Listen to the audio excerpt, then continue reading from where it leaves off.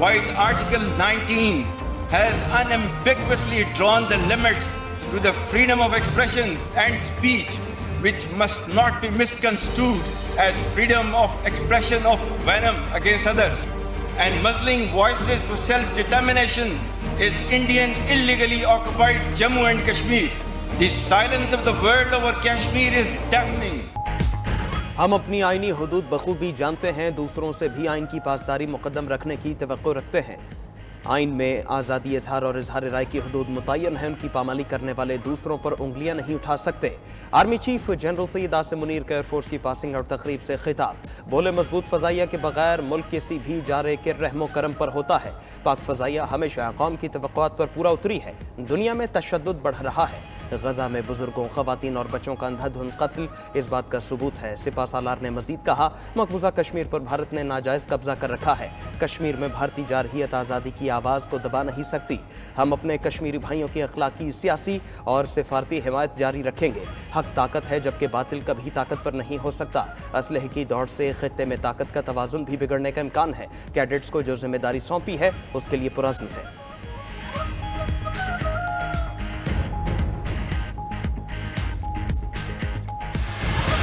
Pakistan has no plans to offer bases to a foreign government or military directed against anyone. Pakistan strongly condemns India's continued campaign of attacking and seizing the property of Kashmiris in Indian illegally occupied Jammu and Kashmir. Pakistan نے کسی غیر ملکی قوت کو اڈے دینے کی باتیں بے بنیاد قرار دے دیں۔ کسی غیر ملکی قوت کو کسی بھی دوسرے ملک کے خلاف اڈے دینے کا کوئی ارادہ نہیں رکھتے۔ ترجمان دفتر خارجہ ممتاز زہرا بلوچ کی ہفتہ وار نیوز بریفنگ۔ کہا، امریکی وفد نے حال ہی میں پاکستان کا دورہ کیا جس میں دو طرفہ تعلقات کے دور رس امور پر بات ہوئی۔ ترجمان دفتر خارجہ نے شہزاد اکبر کے الزامات کو بھی مسترد کر دیا۔ کہا، اپنے شہریوں کو نشانہ بنانا ہماری پالیسی نہیں۔ بھارت نے منشیات سمگلنگ میں پاکستانیوں کی گرفتاری کی رپورٹس دیکھی ہیں، تفصیلات موصول ہونے کا انتظار کر رہے ہیں جس کے بعد رد عمل دیں گے۔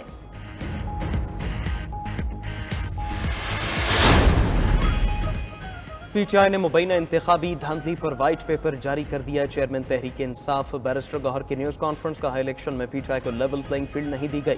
تحقیقات کے لیے جوڈیشل کمیشن بنایا جائے، ہمارے مقدمات اور انتخابی و زرداریوں کی درخواستوں کو جلد از جلد سنا جائے۔ اپوزیشن لیڈر عمر ایوب نے ایک بار پھر چیف الیکشن کمشنر سے استعفیٰ مانگ لیا۔ کہا، انتخابات میں چیف الیکشن کمشنر نے عوام کی امانت میں خیانت کی۔ قومی اسمبلی کی 180 سیٹیں جیت چکے تھے، فارم 47 کے ذریعے نتائج تبدیل کیے گئے۔ اس کینسر کو ختم کرنا ہوگا تبھی سسٹم ٹھیک ہوگا۔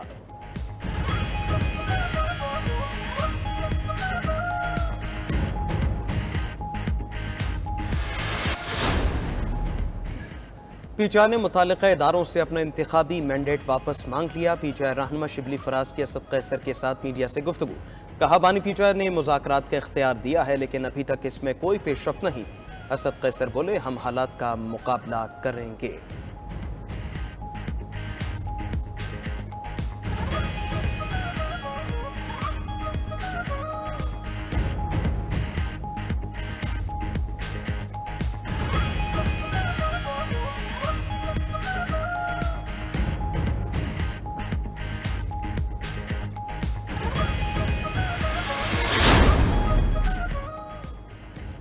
وفاقی وزراء کا وزیر اعظم کے معاشی بحالی کے لیے اقدامات کا دفاع۔ وزیر قانون اعظم نذیر تارڑ کی وزیر اطلاعات عطا تارڑ کے ساتھ نیوز کانفرنس۔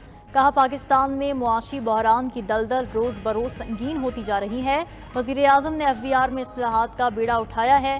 کسٹم سروس افسران کے تبادلے اوپر سے شروع ہوئے، یہ سلسلہ نیچے تک جائے گا۔ دوسری طرف حکومت نے ڈیجیٹل حقوق کے تحفظ کے لیے قانون سازی کا فیصلہ کر لیا۔ وزیر اعظم شہباز شریف سے وزیر اطلاعات اور وزیر قانون کی ملاقات۔ ڈیجیٹل حقوق کے تحفظ پر بل لانے سے متعلق مشاورت ہوئی۔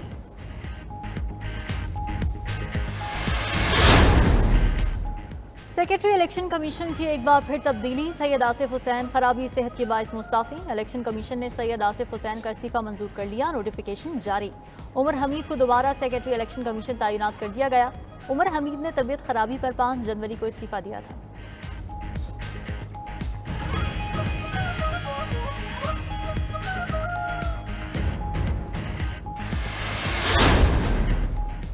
اسلام آباد ہائی کورٹ کے الیکشن ٹریبونل میں انتخابی زرداری کیس کی سماعت۔ اسلام آباد کے 3 حلقوں NH 46, 47 اور 48 کے فارم 45 طلب کر لیے۔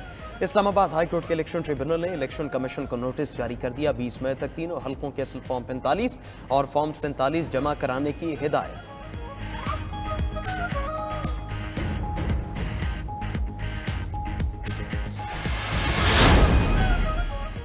بشرا بی بی کو بنی گالہ سے اڈیالہ جیل منتقل کرنے کی درخواست پر فیصلہ محفوظ، وکیل نے دلائل دیے۔ سابق خاتون اول ٹرائل کورٹ کے آرڈر کے مطابق اڈیالہ جیل گئیں۔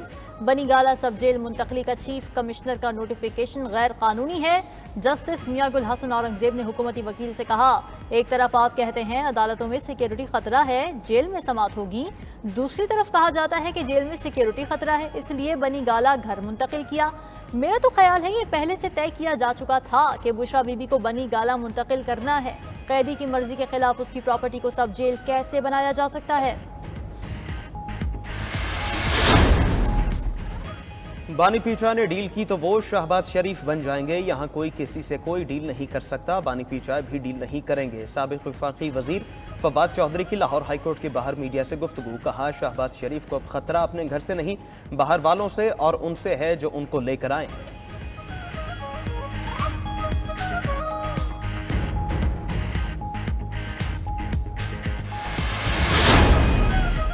ثاقب نثار نے پنجاب میں ایسا فل سٹاپ لگایا کہ کوئی نظام نہیں رہا، شہباز شریف گئے تو لگا ہر چیز چلی گئی۔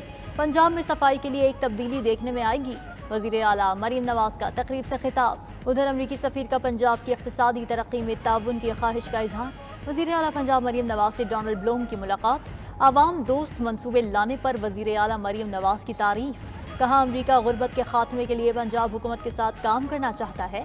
وزیر اعلیٰ پنجاب نے کہا صوبے میں امریکی سرمایہ کاری کے لیے محفوظ ماحول فراہم کریں گے۔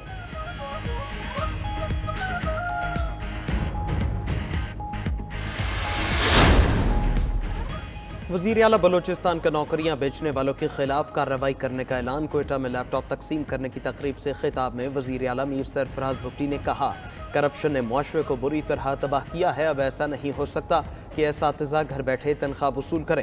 800 غیر حاضر اساتذہ کو معطل کر رہے ہیں، بلوچستان میں تعلیم کے شعبے کو ترجیح دیں گے۔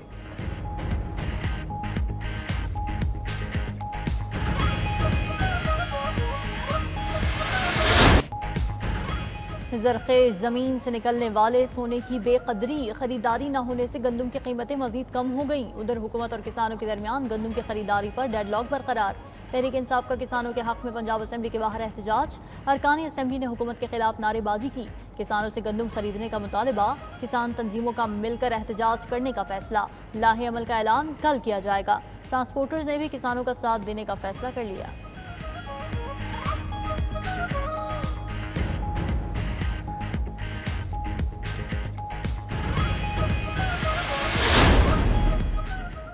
جماعت اسلامی کا حکومت کو گندم کا مسئلہ حل کرنے کے لیے 4 دن کا الٹیمیٹم، امیر جماعت اسلامی حافظ نعیم الرحمان کی لاہور میں نیوز کانفرنس، کہا حکومت گندم سے متعلق پالیسی واپس لے، 4 روز میں گندم نہ خریدی تو وزیر اعلیٰ ہاؤس کے باہر دھرنا دیں گے۔ گندم کس نے امپورٹ کی اس کی تحقیقات ہونی چاہیے، زراعت کے شعبے پر شب خون مارا جا رہا ہے۔